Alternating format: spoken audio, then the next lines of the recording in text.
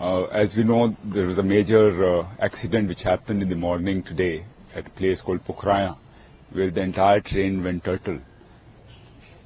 About 63 dead bodies have been evacuated and about 150 people got injured. There are a lot of teams which are working over there right now, along with NDRF, the local police, magistrates, doctors, CRP, as well as railway authorities. The rescue operation is on, and I guess in another 10 or 15 minutes the operation will be over, and only then we will be able to tell you the exact figure of death toll.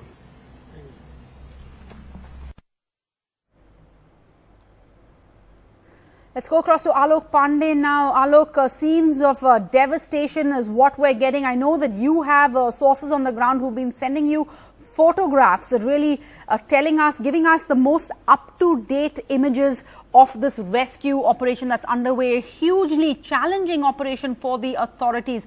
But first, I want to get a confirmation from you. The latest death toll figures, we're going with 65 right now. Is that what you're also hearing?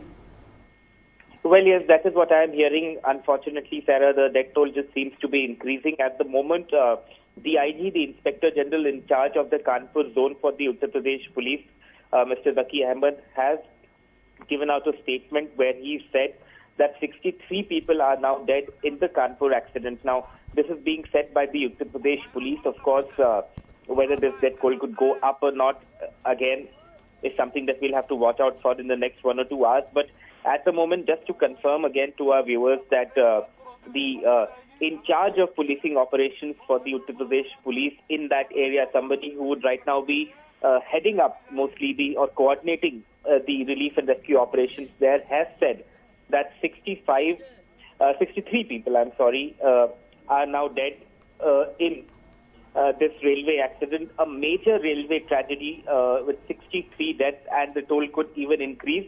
You were talking about the pictures, Sarah. The pictures that I was getting from my sources on the ground are of JCB machines, are of gas cutters that have been brought in, and you'd expect that to happen because the incident happened at about 3 in the morning. It's now 9:15 in the morning. It's about a 6-hour gap. So in that time, the railways and the authorities have managed to scramble JCB machines, some kind of cranes, and you have these gas cutters that would be used to tear through the mangled remains of the bogies and try and see if there are people inside who are still trapped. The ADG Law and Order, the person in charge of Law and Order in Uttar Pradesh for the police, Mr. Daljit Chaudhary, is saying that rescue operations will be over in the next some time. Now, it remains to be seen how soon that can happen, because even now the pictures that we are getting, and they are obviously dated, they are from, say, perhaps 1 hour or 2 hours ago, are of these severely mangled bogies lying either on the track itself or by the side of the track, from where these gas cutters will now have to move in. And it's a very cumbersome process, Sarah, because you have to cut through the remains. You have to ensure that anyone who is alive can be taken out from those bogies. Any dead bodies can be retrieved. One good thing, if I can say that, is that the administration seems to have scrambled and got together some kind of a response, especially the Uttar Pradesh government. We also got some types of ambulances there. The accident site. These are ambulances that are run by the Uttar Pradesh government, and they are stationed at every rural hospital in the area, and the density of rural hospitals in an area like Kanpur would be slightly big. So those ambulances are there. You have Uttar Pradesh Roadways buses that were taken there in an effort to at least transfer the people who are not so injured in those buses to hospitals. The critically injured and the severely injured are being taken from the accident site to a hospital in Kanpur Dehat. Again, to stress, Kanpur is a very big district. It's about 90 kilometers from Lucknow.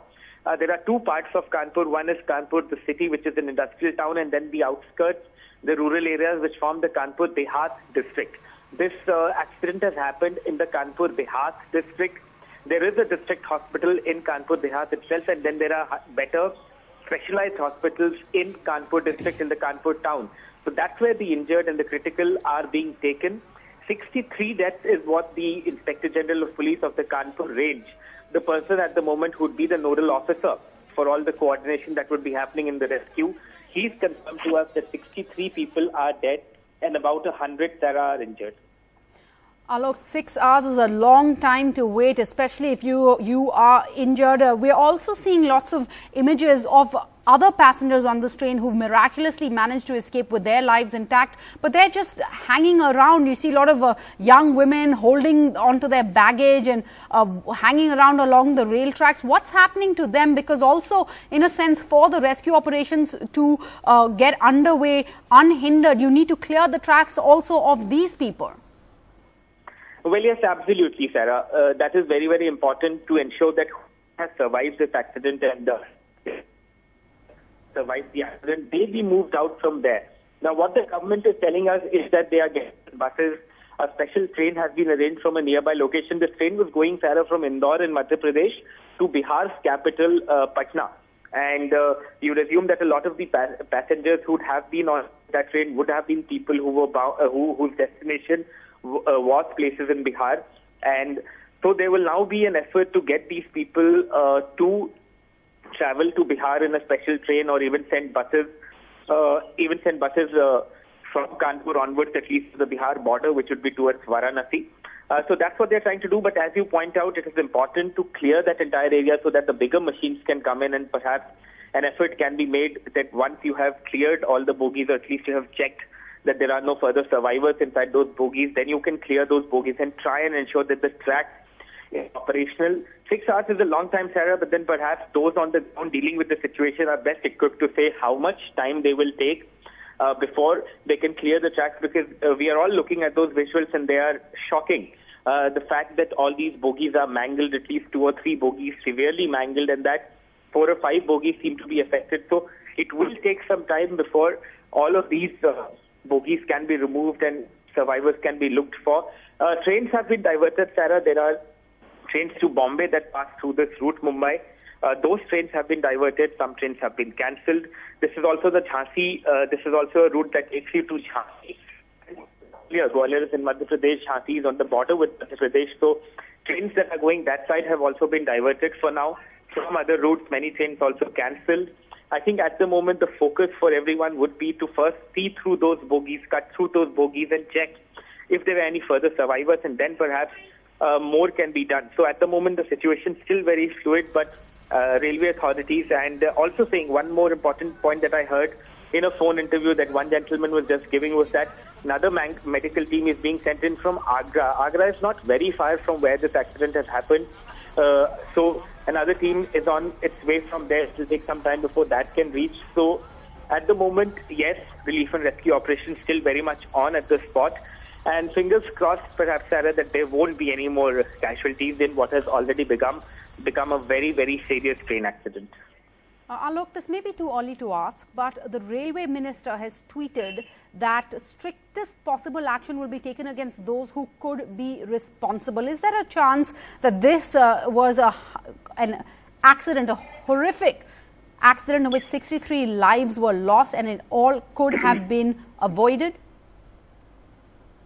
Sarah, you see, I think like you yourself point out, it's a little early to speculate, but what happens is regular train maintenance, track maintenance is carried out by zone officials or people at the local level who are in charge of checking these tracks every few hours, ensuring that there are no stress fractures, you see. What a stress fracture means basically is that the tracks, because this is a busy route and trains are passing all the time through these routes, sometimes what happens is, in very rare instances, the hinges on the tracks come off, or maybe the track itself can get broken to an extent where it can cause a derailment.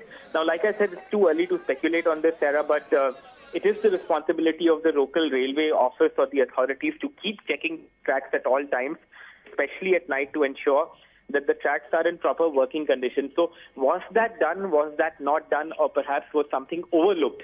That is a big question right now, but till we have an official reason as to what happened, what led to the derailment, perhaps it would be unfair to lay the blame on anyone, but the minister, as you pointed out, tweeting that whoever is responsible for any kind of laxity, if it is found in a probe, action will be taken against that person. And Alok, it has now been 6 hours since this accident, and the relatives and the family members of those who were on that train must be frantic. What are the authorities doing to try and, assuage them, letting them know who the dead are? When will the names be released? Are the helplines working? What's happening on the ground on that front?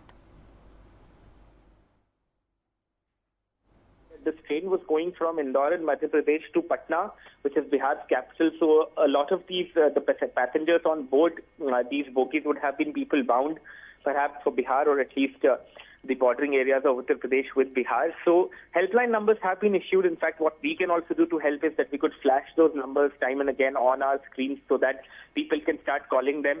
We don't know if all those helplines are working correctly or not, but a lot of numbers have been given out, and you would at least assume that the railway and the district administration, or whoever is manning those helplines, will be proactive in giving out information. I think we'll have a death toll, so I think we'll have an identification of the people soon, Sarah, but it takes some time because, you see, there is a reserve list in any train which has passengers who are reserved, who have their names on the reservation chart, and who are sitting inside those trains. And then in these long-distance trains, especially trains bound for northern and eastern India, you have a situation where a lot of people buy what you call general tickets and get onto reserved compartments also because they want to travel, they have urgent travel plans. So sometimes it takes some time to identify everyone because you can, from the reserve list, you can find out names, but you again have a situation where there are people who are just there without any reservation. So it will take some time for the railways perhaps to identify each and every person and to inform their families or to at least flash out their names so that the families can get to know.